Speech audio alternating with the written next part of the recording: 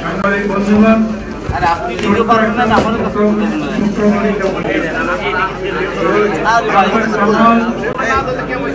আজকে মূল বক্তব্য উপস্থাপন করছেন যিনি এই প্রতিষ্ঠানের মূল নেতা।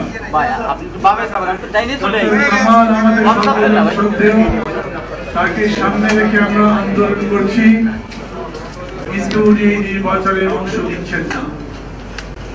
আমাদের জন্য এইটা দুঃখের খবর। সবকিছু সত্ত্বেও একটা বিষয় বলি, সেটা হচ্ছে সারা দেশে যেখানে ক্ষমতার জন্য উন্মাদ লড়াই, তখন doctor Kamal is a loan personality, যিনি প্রায় নিশ্চিত প্রধানমন্ত্রীত্বের পদের প্রতি সমস্ত লোক ত্যাগ করে বলেছেন আমি গণতন্ত্র,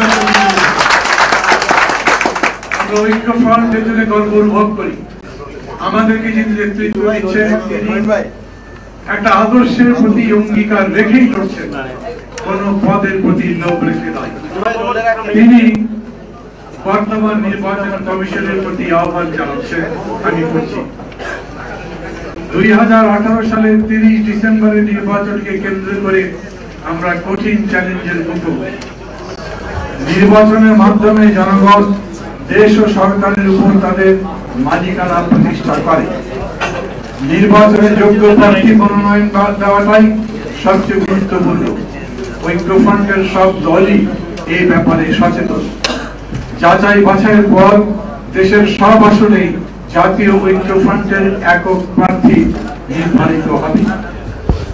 আমি দেশের সমস্ত জনগণ এবং নির্বাচন কমিশনের প্রতি অনুরোধ করব সুষ্ঠু ও অবাধ নির্বাচন নিশ্চিত করার জন্য।